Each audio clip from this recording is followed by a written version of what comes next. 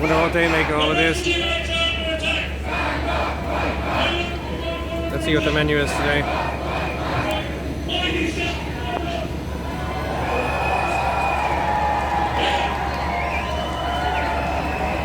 Cheers.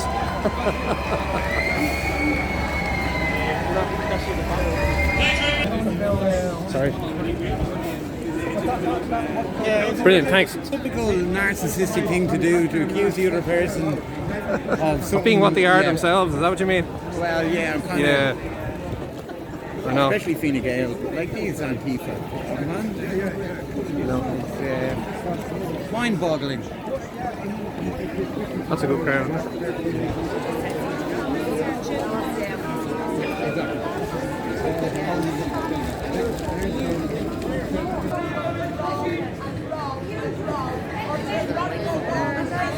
It's funny, I was up here earlier on. It'd be nice if the IRB was still here.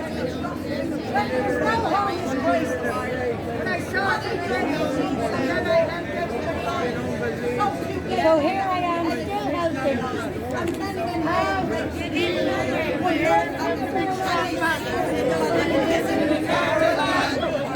Hey fella, it's good to see you, man. How are you? Good stuff. I'll just get your sign, do you mind? Thank you. Thank you. I will indeed. Smile. I was down there last week a couple of times. What you got? He knows go. Let's figure him out. Let's pour it down. Just show plenty of room for you and me. Scanner. Like a leg. Big ship. It takes all the air. It's Navy. Put the window. The lads. People stop paying their TV license, that's what they should be doing. Nobody paid their TV license. And that's it. And fuck them all. Is there a loud hailer there? The loud hailer is not working. Anyway, we'll start without it. Doesn't do nothing. No, doesn't do nothing. You hear that from that? Speak up. Now, those people up the road who are protesting, I'm not going to say much about this, right? They're all paid by the state in one form or another. They think, and they're up there probably laughing and saying, we chased these people away. Us far right. We were never protesting at the Shell board. Our protest was always going to be here. Right? We were assembling up there. When they thought we were going to the GPO, they called a meeting for the GPO. So they're following us around to try and harass us. They done the same in Fairview. They didn't come into East Wall. They went to Fairview, where we had one TD from Dublin North Bay. When he was asked, did he meet the people of East Wall? He said, why would I? Well, I'd give him a very simple reason. And it won't be a reason after the next election. We pay his wages.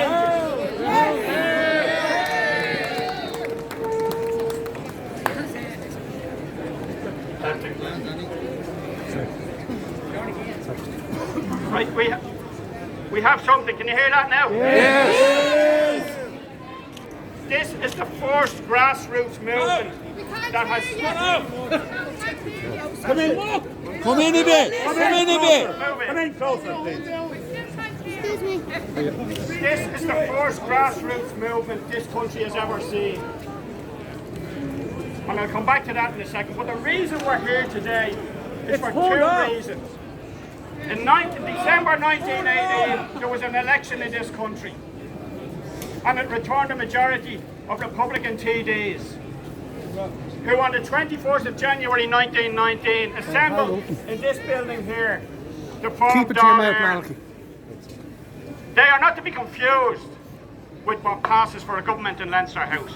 The second reason we're here is this is the home of the Lord Mayor of Dublin. You know that woman who said we were racist? Yes. Well, she needn't worry about being the Lord Mayor again. Because come the next election, it'll be bye-bye. I can't even remember her name. That's how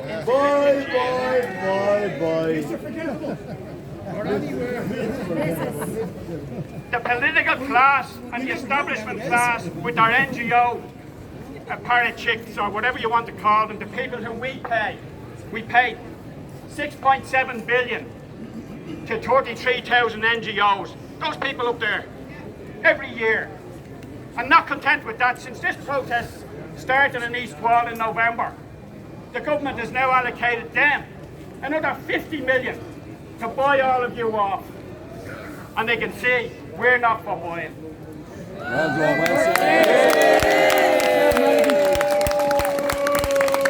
said last November that there was a problem at the border with people coming in with no documents. A Fine Gael councillor effectively called me a liar when I said it. He obviously doesn't read the Irish Times, which I would have thought was compulsory for them. He's not alone. The Taoiseach last week said there's a problem at the border. We have to do something about it. So I say it in November, and I'm a far-right fascist. He says it in January, and he's some kind of a centrist, reasonable person. We said there's nowhere to put people coming into the country. I was a far-right fascist for saying that in November. The Taoiseach said it last week. O'Gorman, yesterday, or the day before yesterday, said, we have a problem. There's no room for the people we're bringing in. We'll give them a McDonald's voucher. and they can sleep on the streets. Yeah, that's what he said. What kind of a country is it that passes for political policy? Banned by fucking traitors. We're told that all of these people coming in didn't cause the housing problem. We know that. We know that since the foundation of this state, politicians whose only interest was their own interest have run this country into the ground. There was a housing crisis before the asylum problem.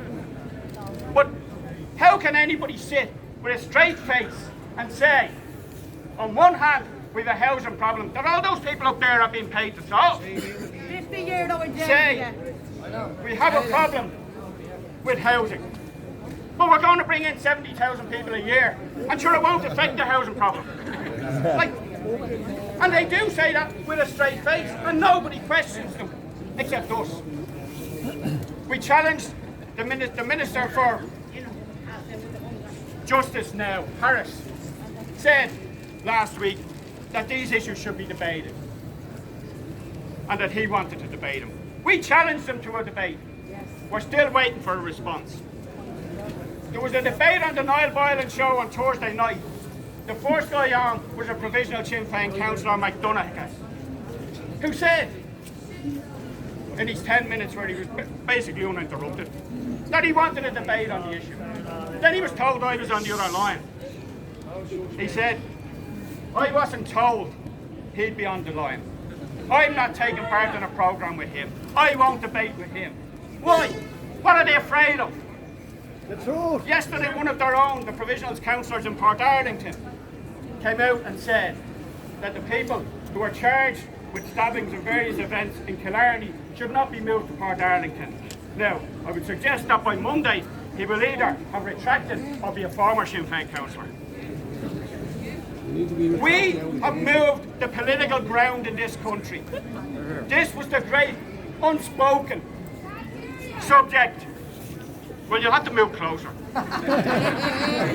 This was the great unspoken subject in this country.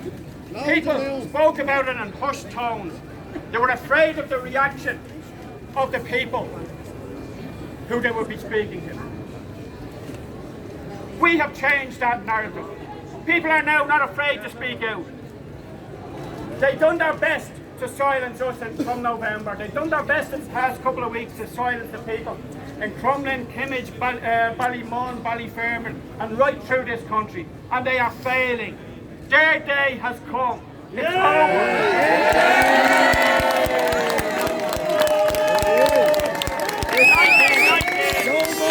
When people assembled in this building here, there were men of honour and integrity whose first love was this country. They had been people who had fought by and large in the Rising in 16 and put their lives and their liberty at risk.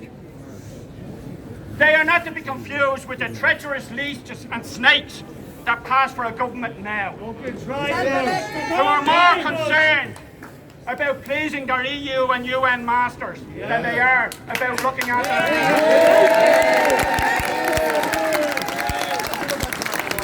When they tell us we have to do this, we have international obligations.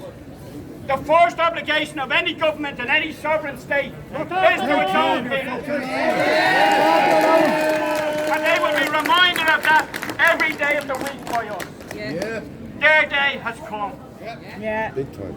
They're throwing their tantrums in Leinster House about whether Pascal paid for posters or didn't pay. I don't give a damn whether he did or not. This is the issue. And we have people saying that Pascal should go or whatever. He should go because of the government's policies, and the entire government should. But being told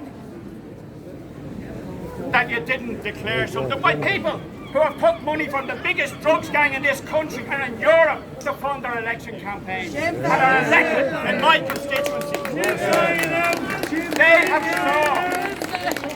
saw the writing on the wall.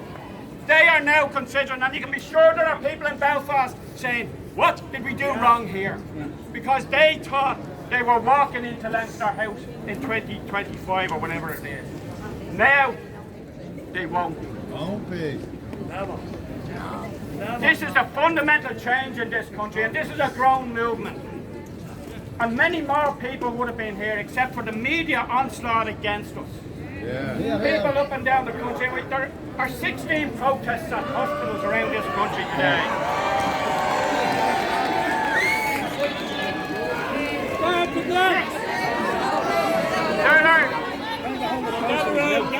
There are 16.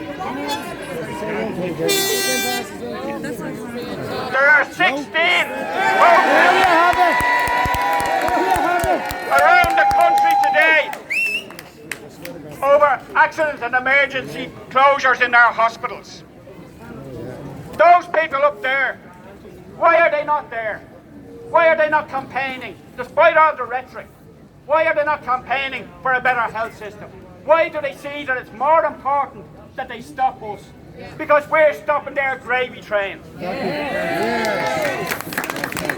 this country, we have 11,500 people in emergency accommodation, tens of thousands on housing waiting lists, almost 1 million people waiting on hospital appointments, 100,000 children waiting on medical health or mental health assessments. We have the highest rate of teenage suicide and young men suicide in Europe.